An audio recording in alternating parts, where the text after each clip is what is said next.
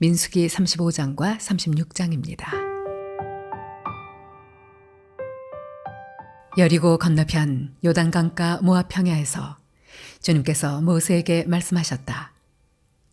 너는 이스라엘 자손에게 그들이 유산으로 받는 땅에서 레위 사람이 살 성읍들을 떼어주라고 명령하여라. 레위 사람에게는 성읍과 함께 그 주변의 목초지도 함께 주어라. 그래야만 그들이 그들의 재산인 가축대와 모든 짐승들을 그 목초지에서 기르면서 그 여러 성읍에서 살게 될 것이다.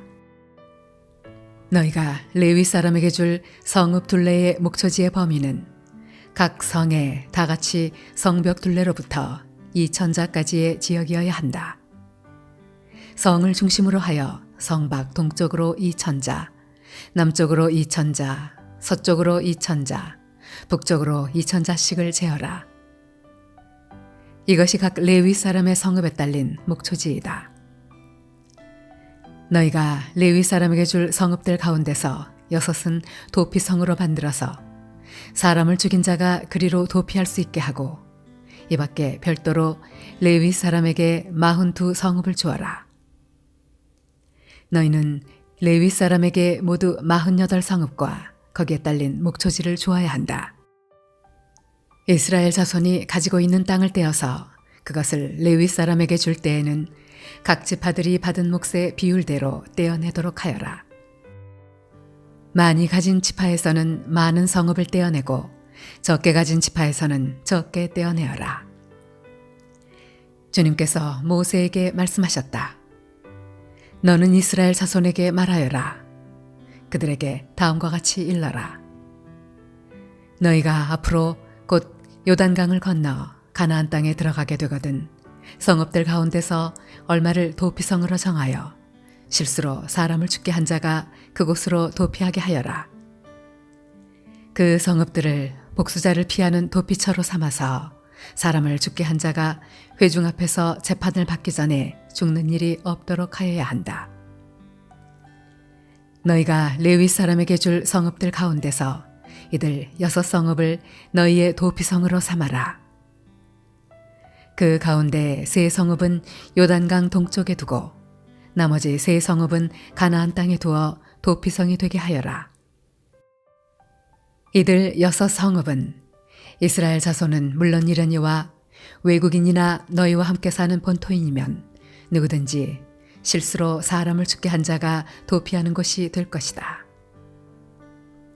만일 쇠붙이 같은 것으로 사람을 쳐서 죽게 하였으면 그는 살인자이다. 그러한 살인자는 반드시 죽여야 한다.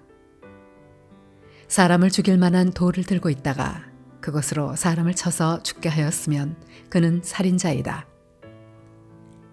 그러한 살인자는 반드시 죽여야 한다.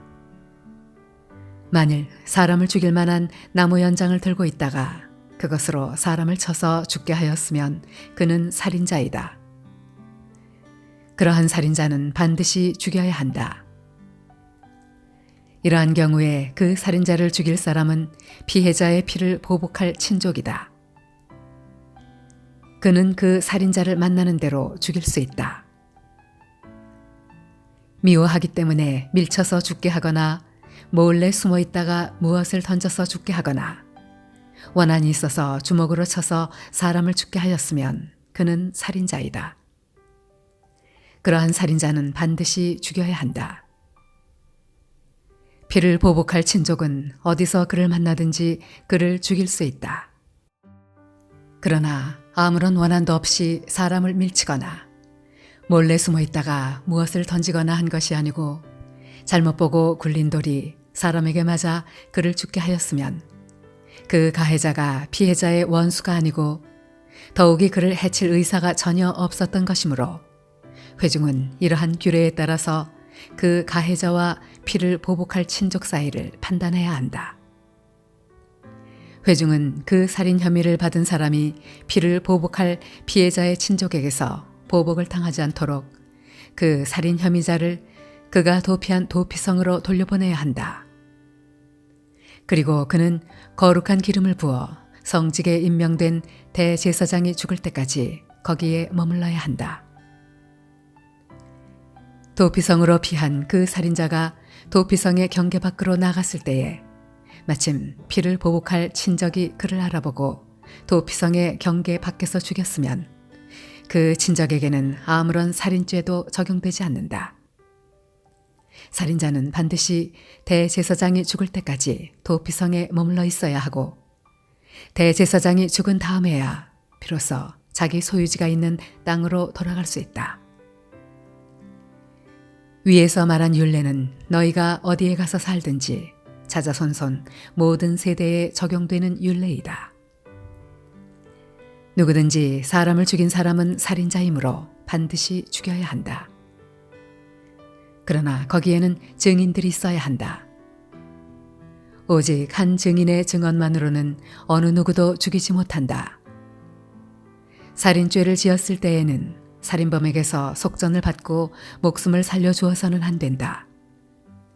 그는 반드시 죽여야 한다. 대제사장이 죽기 전에는 도피성으로 피한 사람에게 속전을 받고 그를 제 땅으로 돌려보내어 살게 해서는 안 된다. 너희가 사는 땅을 더럽히지 말아라. 피가 땅에 떨어지면 땅이 더러워진다. 피가 떨어진 땅은 피를 흘리게 한 그 살해자의 피가 아니고서는 깨끗하게 되지 않는다. 너희가 사는 땅, 곧 내가 머물러 있는 이 땅을 더럽히지 말아라. 나 주가 이스라엘 자손과 더불어 함께 머물고 있다. 요셉 자손 가문 가운데 므낫세의 손자이자 마길의 아들인 길르앗 자손 가문이 있는데 바로 길르앗 자손에 속한 각 가문의 우두머리들이 나서서 모세와 이스라엘 자손의 지도자들인 각 가문의 우두머리 앞에 나와서 이렇게 말하였다. 이 땅을 제비 뽑아 이스라엘 자손에게 분배하여 유산을 삼게 하라고 주님께서 어른께 명하셨을 때에 주님께서는 어른께 우리의 친족 슬로브핫의 토지 유산을 그의 딸들에게 주라고 명하셨습니다. 그러나 그 딸들이 이스라엘 자손의 다른 지파 남자들과 결혼할 때에는 그 딸들이 받은 유산은 우리 조상 대대로 물려온 유산에서 떨어져 나가 그 딸들이 시집간 그 지파의 유산이 될 것입니다. 그렇게 된다면 우리 지파의 몫으로 분배된 유산의 일부를 우리는 잃고 맙니다. 이스라엘 자손이 누리는 희년이 되어도 그 딸들이 물려받은 유산은 그 딸들의 시집 지파의 유산에 합쳐질 것이므로 결국 우리는 조상 대대로 물려받은 지파 유산에서 그만큼의 유산을 잃는 것입니다. 주님의 명을 받들어 모세가 이스라엘 자손에게 명령하였다. 요셉 자손 지파의 말이 옳소. 주님께서는 슬로브핫 딸들의 경우를 두고 이렇게 명하셨소. 그 딸들은 자기들의 마음에 드는 남자가 있으면 누구하고든지 결혼할 수는 있소. 그러나 그들이 속한 조상 지파의 가족에게만 시집갈 수 있소. 이스라엘 자손의 지파 유산이 이 지파에서 저 지파로 옮겨지는 일이 없어야 이스라엘 자손이 제각기 자기 조상으로부터 물려받은 지파의 유산을 그대로 간직할 수 있을 것이요.